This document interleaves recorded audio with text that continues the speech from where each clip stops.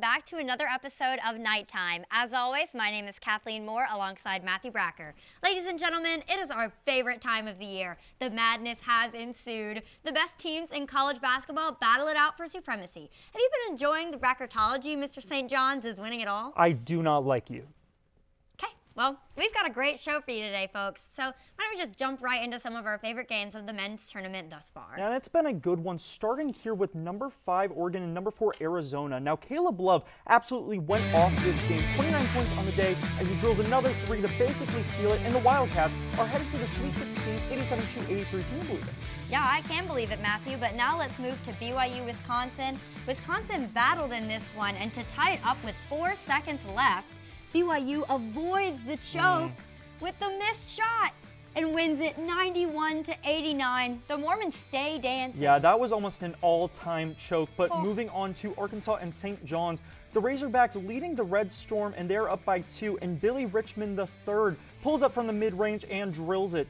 Now, they never look back, and the, I guess, Cinderella story continues, and my bracket is busted. Tragic, but UConn, Florida, a lot of foul drama in this one, but Florida's up by a few. Walter Clayton Jr. led the game in scoring and adds on as he puts up a contested 3 that falls. Florida beats the back-to-back champs, and Dan Hurley, he's not very happy about this one, That Matthew. is Captain Crash Out right there. Now, finally, Colorado State and Maryland. Colorado State up by 1.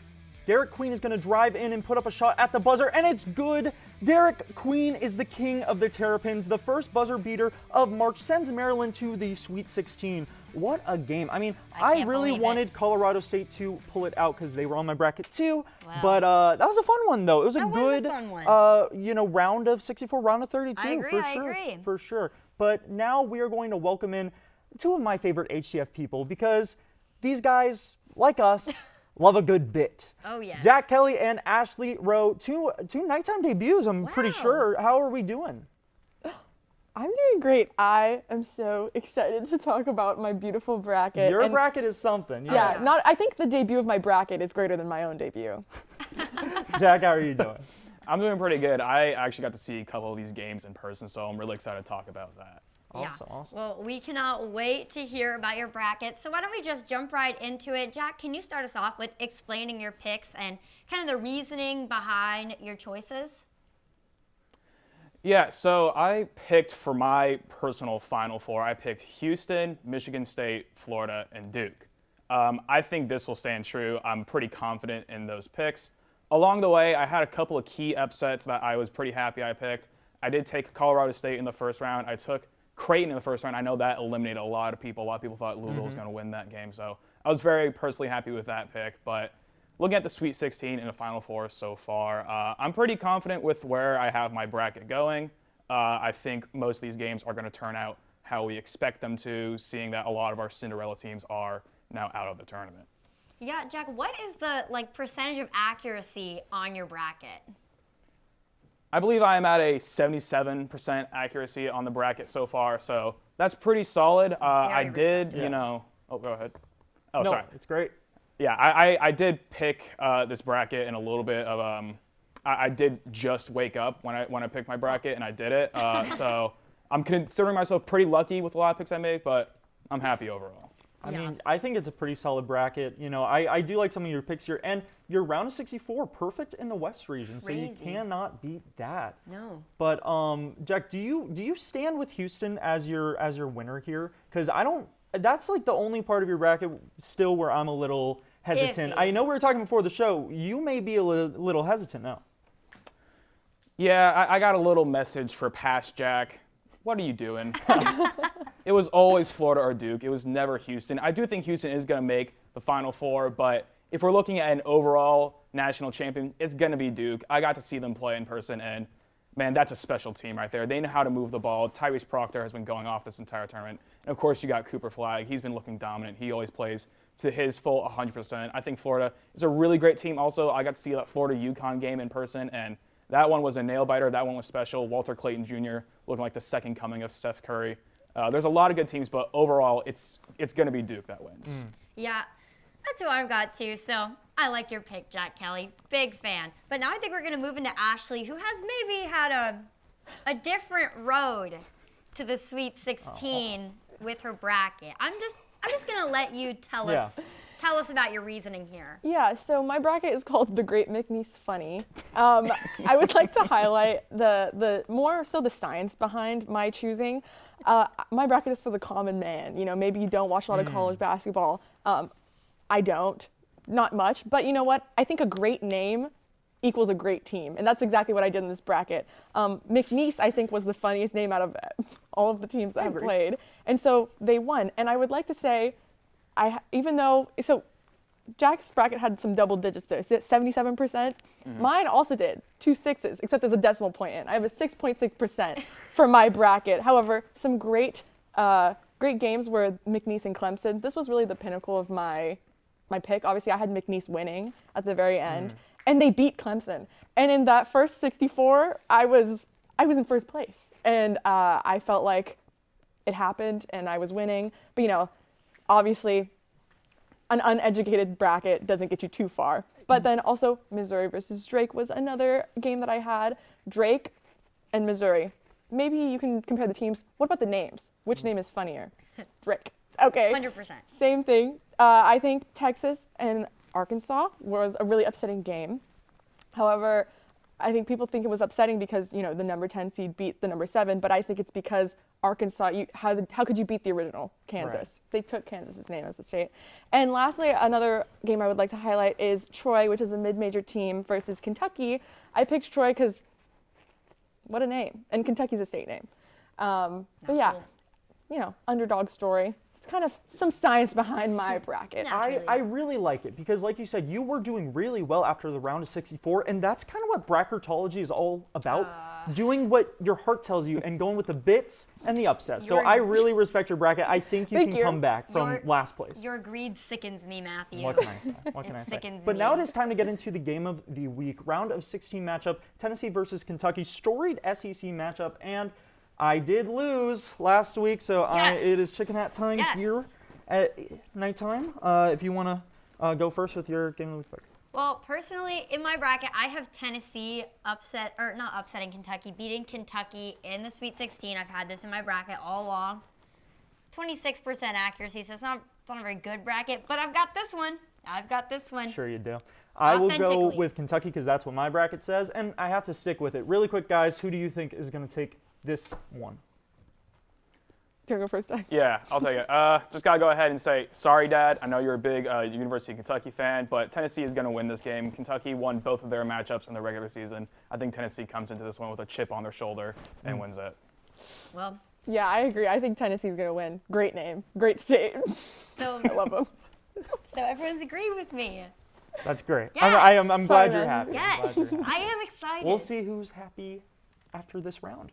But that is going to do it. We're out of time for this segment. Thank you so much, you guys, for coming on and talking some basketball. Now, when we get back, we're going to talk about some UCF baseball. That's right after this. So I guess the crew's getting ready for the next segment on one of our amazing shows. I'm Nick Cohen, host of Season 20 of Hitting the Field, and let me tell you about those amazing shows. On behalf of HTF, we hope you're enjoying today's content, but I'm here to tell you about everything else we offer here at the network. Mondays at 4, HTF Bets goes live for Season 10 with 3 gamblers that, although it may not always seem like it, are here to help us all earn a little bit of extra money while we watch sports. Diego Ortiz, Tyler Brownrigg, and Andrew Gregg's ball knowledge and fun personalities make this show a fan favorite. On Tuesdays, you all loved it, so we brought it back for Season 2. It's Girls Got Game, hosted by Frankie Noble, a show blending women in sports, the biggest sports news stories, and creative segments that make for a fun and engaging show. Next is everyone's favorite sports podcast, The Combine, hosted by who other than Ty Patton, an easygoing, conversational, and technical podcast dropping Wednesdays, also on Spotify at The Combine. Then tune in Thursdays at noon for the network's main show, Season 20 of Hitting the Field, hosted by me. Here, we'll cover any sport, any topic, any story, no matter how obscure. We love some football, basketball, hockey, F1. We also cover baseball, soccer, and we even have to show the UFC love sometimes. Penultimately, TGIF, because Friday is nighttime, hosted by Kathleen Moore and Matthew Bracker. Season 8 of Nighttime is where you'll turn to for all things March Madness, UCF sports, and other collegiate events. We're ending with something brand new. HTFN has never had 6 shows running at once. Also filmed in our new podcast studio is HTFC, hosted by Edgar Rodriguez and Patrick De Leon. Football, or soccer in America, is the most popular sport in the world. Across multiple leagues and cups, soccer is a year-round sport, and HTFC is your new source to stay updated. Also on Spotify, by the way, at HTFC.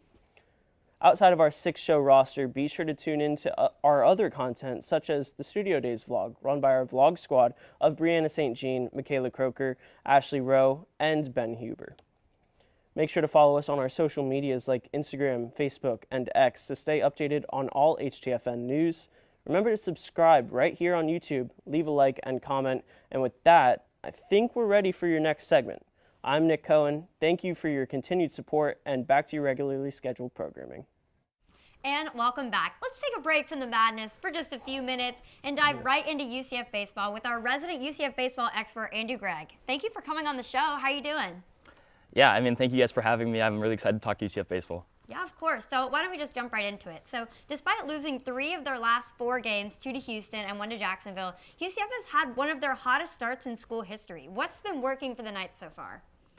Yeah, so like you mentioned at the top of your question, obviously this week wasn't the greatest in the world for the Knights, but it was more attributed, I would like to attribute it more to the fact that they were playing down to the competition rather than anything of any major significant importance. UCF came into the Houston series winning 10 of their last 11, while Houston went into that series at 11-9 and kind of struggling for any type of momentum. So the fact that they were playing with more of a chip on their shoulder kind of led to that. They also left a total of 43 runners on base in the course of the last week that they've been, the rough stretch that they've had, losing 3 of their last 4. So definitely a little bit of a testament to the fact that they're kind of just not driving guys in, and more so that they're beating themselves rather than other teams beating them. Even in that Houston series where they left a bunch of runners on base, 10 in the rubber match on Sunday, they had plenty of opportunities to win that game. They were up 5-0 in the first game that they lost, and then they tied the game up twice in the second game that they lost. So plenty of opportunities to win that game. And then in the Jacksonville midweek game, they went up 3, or the only 3 runs that Jacksonville scored were all unearned. So just recapping their struggles, but moving into what they've been doing so well this season.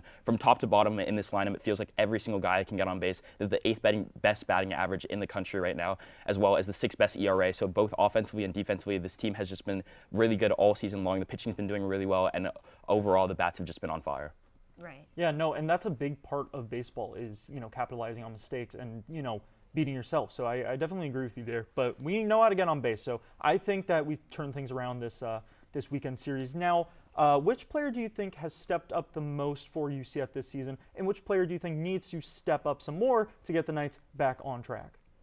Yeah, so I wanted to highlight 2 players specifically, Edion Espinal being the first one. He was a guy that initially started coming off the bench for this Knights team and didn't get his first start until maybe the 6th game of the season after a 2 RBI walk-off in the 5th game of the season to beat Bryant, which was one of the best moments of UCF's of the UCF season so far. So after that, head coach Rich Wallace had no choice but to insert him into the starting lineup, and he's been absolutely dominant since then.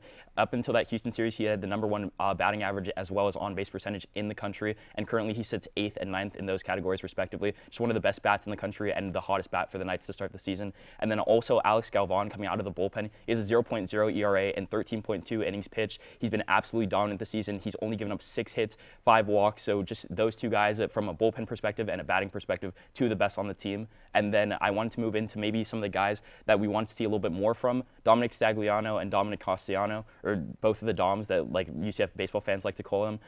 They were the only 2 players on this team that were named to the Big 12 all preseason team, and they haven't been performing to the level that they can. Obviously, they have a lot of talent. That's why they were named to the team, but it's just been a little bit of an unfortunate start to the season. Dom Stagliano currently has a 4.58 ERA, and he has had just some really unfortunate starts. The Friday starter in college baseball, if you're not familiar, is typically the best overall arm, and he was moved from that Friday starting spot after a few bad starts to the Sunday starting spot, which is maybe your 2nd or 3rd best arm. So he kind of got demoted there, but still one of our best arms. And a sub-5 ERA isn't bad for a college baseball pitcher. He had a 4.1 ERA last year, and so made the 2nd team All Big 12 team. So still one of the best pitchers one of the best, most talented pitchers on this UCF baseball team. And then Dominic Castellano. He was also one of actually my highlight night last time I came on here, and he had a really good start to the season. Shutdown inning after shutdown inning was really good for the Knights, but then this week he kind of just blew up in the Houston series. It increased his ERA by multiple points. He currently has a 4.4 something ERA. And is just a much better reliever than that. So he also has both of them Dominic Stagliano has the most innings pitched on the team, or second most innings pitched on the team, and then Castellano has the most innings pitched as a reliever, so that definitely has something to do with it. But just arms that you think can do a little bit better, and hopefully they can show that over the next couple of games. Yeah, a big part of baseball is obviously the bullpen depth, and those guys kind of need to step it up a little bit more. But I do want to highlight Alex because I saw him play live, and that dude is electric. Like, he has a cannon. It's insane. Yeah, it really is. But Andrew, we're going to move on. So I know looking at the remaining schedule for UCF baseball, it doesn't look like it's going to be too bad. So do you think that UCF can still win the Big 12? Yeah, I mean, it's tough to say, but the Big 12 definitely is a deep conference, but I think the UCF definitely has a shot at winning it and is definitely on the upper echelon of teams in the Big 12. There's only currently one team that's ranked inside of the Big 12 in the top 25. Which is Arizona right now, and we don't play them, so we won't have a true test of like the top talent in the Big 12. Obviously, we play Oklahoma State, who won the Big 12 last year, so that should be a good test, as well as Kansas, who has the second best record in the Big 12 currently. So we have some tests along the way, but I think that UCF definitely stacks up as one of the best teams in all of the Big 12, especially a Big 12 conference this year that might be a little bit down. There's only one team in the rankings. There are a bunch of good teams, but UCF can definitely compete. I had a list of stats here. Currently, this is in the nation, not just in the Big 12. They're the 6th best ERA in the country. They're the 13th most shutouts in the country. They have the 6th best whip in the country. They're the 27th most double plays. They have the 8th best batting average. They're the 13th best on-base percentage. They have the 14th most hits. So this UCF team is really good, and they can definitely win the Big 12. Absolutely. You can't argue with the numbers at the end of the day. It is going to be fun to watch. But thank you for your insight, Andrew. Appreciate it as always. Now, we will return in just a few minutes for a final segment, so don't go anywhere.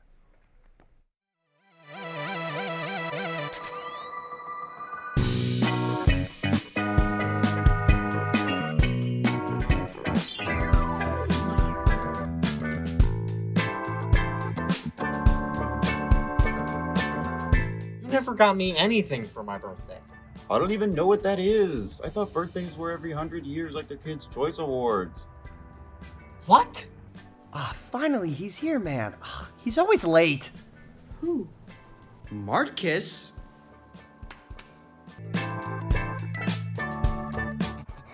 You good? I'd give them one of these and one of these.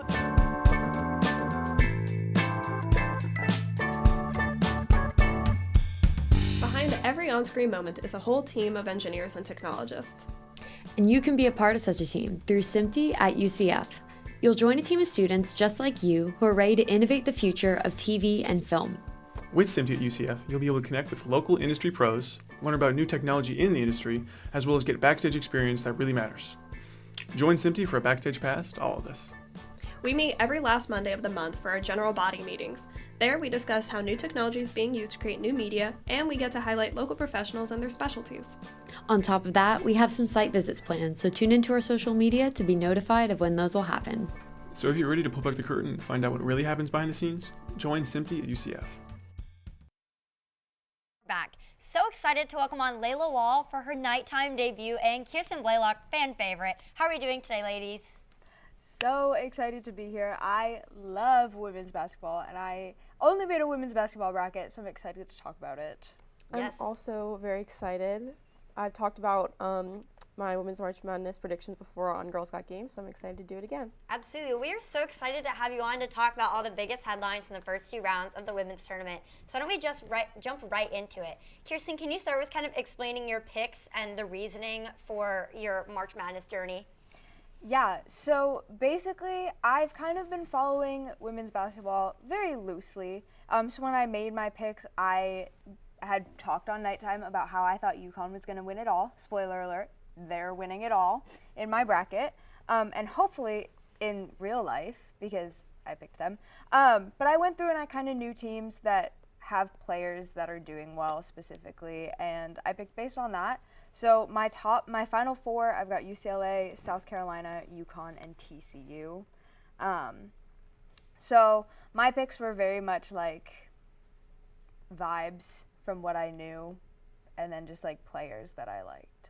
Yeah, absolutely, no hate there. And Layla, can you explain your picks? Yes, so I'm going to be honest, I'm not following women's as much as men's, so I only did the second chance bracket with the Sweet 16, but my final 4 is very similar to Keirsten. I have UCLA, UConn, South Carolina, and Notre Dame. and I have UCLA winning it all because, as I said, I talked about it on Girl Scout Games, so I've got to stay loyal and stick with it. They have standout players like Lauren Betts and Kiki Rice, who I'm hoping can take them all the way. Yeah, I mean, I definitely like your guys' brackets. You guys are very high on UCLA, which I'm not so completely sure about. I mean, I have them in my bracket going to the Elite Eight, but I actually have them losing to LSU, which is a pretty big upset in mine. But Keirsten, I have to agree with you. UConn is winning in my bracket too. Yes! I think, especially with this injury to Juju, which we will get to, it kind of eliminates USC from taking it all. I was thinking about it, but no, I think it's gonna be UConn. I would say a constant in all of our brackets is that we have South Carolina and UConn in the Final Four. Although this is probably not going to happen, but I have NC State winning it all because they're my team. They're my college team in every single sport, over UCF even. So I can't betray them, and they're doing so well. But they're definitely not going to actually beat UConn, which is what my bracket says. But I have NC State and UConn, and then South Carolina and Notre Dame. Notre Dame's honestly on a tear right now, so I think they're definitely going to make a push against South Carolina. Yeah. But we'll see. Unbiased journalism from Kathleen Moore. Yeah, for sure. I did say, in fairness, that it's likely not going to happen, but I would feel wrong. Why'd you pick it? I'd feel wrong betraying them. Okay, that's fair. I wouldn't skip the Broncos if they were on it. I get that. But let's get into some of the top stories in these early rounds now. Obviously, Juju Watkins out for the rest of March.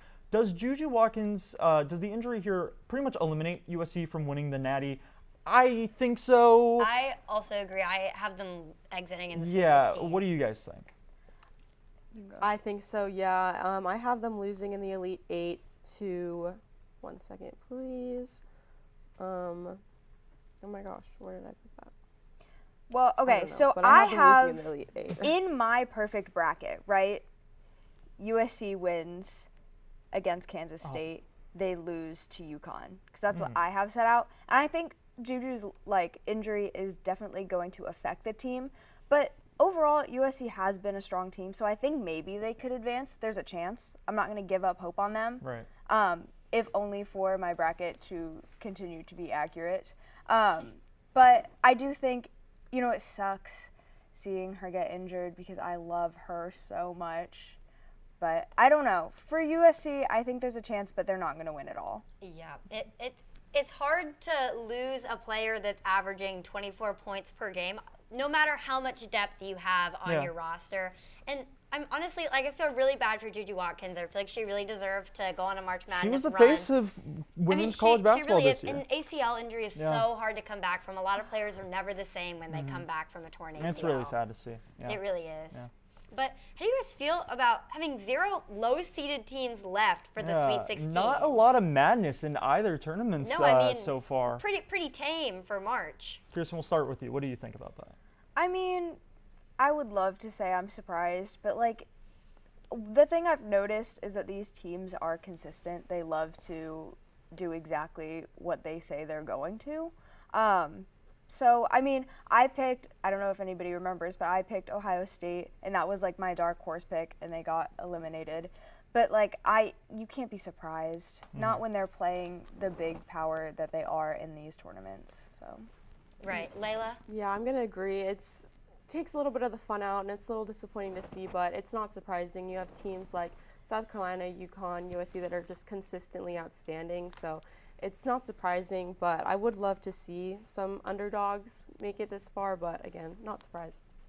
Well, we see this in the men's bracket too with what's our Cinderella this year? Arkansas, right? And a lot of speculation in the recent weeks about NIL really taking away some of the magic of March, which I think is definitely something to watch out for and see how that develops in the future. Because it's almost like they're using these mid-majors as farm systems. Yeah, absolutely. I mean, it's a very weird set of circumstances this March, and I think it might call for some changes, to NCAA regulations. Something to keep an eye on for sure. But now let's get into the Sweet 16. What matchup are you guys the most excited to see in this Sweet 16? Yeah. Okay, I'll go. I'm most excited for LSU versus NC State. I think that's going to be an exciting one. I do have LSU winning, but like Kathleen said, NC State's making a run for it, and I think that'll be a very exciting one. So I'm excited about that one. Layla, I knew I liked you. That's going to be a great game. Keirsten, what about you? I picked USC and Kansas State just because I do want to see how USC is going to fare without Juju Watkins and our injury, just to see kind of what the rest of the team is made of. Absolutely. It is going to completely change up the chemistry of the USC starting For five. sure. Someone needs to step up and fast. Truthfully. My key matchup here, I'm going to go with Notre Dame TCU. Okay. I think this is a very important matchup, obviously, for both of these teams. But Haley Van Lith is an absolute star, and it's going to be really fun to watch. What about you, Kathleen? I mean, I have to go Yeah. LSU, NC State. I mean, obviously, I have them winning the whole thing. And LSU is such a good team year in and year out. Their coaching staff is like That's my thing. They're I so put them well in my Final Four because it just always feels like this is, where they end up. They always make deep runs every year. Well, let's hope not. Let's hope not for my sake, because Listen. my bracket's doing really well. Yeah, talk about your bracket for a second, because you're, what, 90? 98% accurate on my women's bracket. That's genuinely? I have no idea. Hey, I'm doing better than Mike Greenberg on my women's bracket, so shout out me, honestly. That is absolutely insane. I have to give you your props. That's incredible. Thank you so much. Honestly, I didn't do a lot of research on my bracket. I know, that sounds so silly, but I didn't do a lot of extra research. I just kind of relied on, following the season through nighttime and all that. And go Pack. You heard it here Go first. Pack. Nighttime. That's your source. Hey, despite the chicken hat. Oh, yeah. Despite the chicken hat, nope. Go put it away. Kathleen, I miss you. I miss you. We have fun here. Anyways, guys, last question here. If you can redo any of your picks, championship, Final Four, do you guys, would you? What do we think? We'll start with Keirsten, not Kathleen. Kathleen's right next. Yep. I feel fine about my Final Four. I will say the one pick that I would change purely because I made it is the Richmond Virginia Tech, which already happened. It happened literally the first round, but I didn't pick Richmond simply because I hate spiders. Oh. And so I saw their mascot logo and I was like, no, next. So I wish I would have actually looked into it, but whatever. I feel good about my Final Four. I feel good about my top two, and I feel good about my win. So that's got to be some of the best reasoning I think I've ever heard. Yeah, for I mean, a bracket. spiders are really freaky. Yeah, Layla, what about you? I have Texas beating Tennessee in the Sweet 16, which I don't think will happen. I think Tennessee's going to win that game. That one was a toss-up for me, but that's probably the only thing I change. I'm pretty confident in my Final Four, and hopefully the Bruins take the W. Yeah, it's going to be fun to see. But thank you guys so much for coming on. This was a very fun episode, and I just can't wait to see what happens to all of our brackets this week. Thank you for everyone who came on the show today, and I hope your bracket doesn't get busted like mine. But as always, this is Matthew Bracker alongside Kathleen Moore. Have a good one.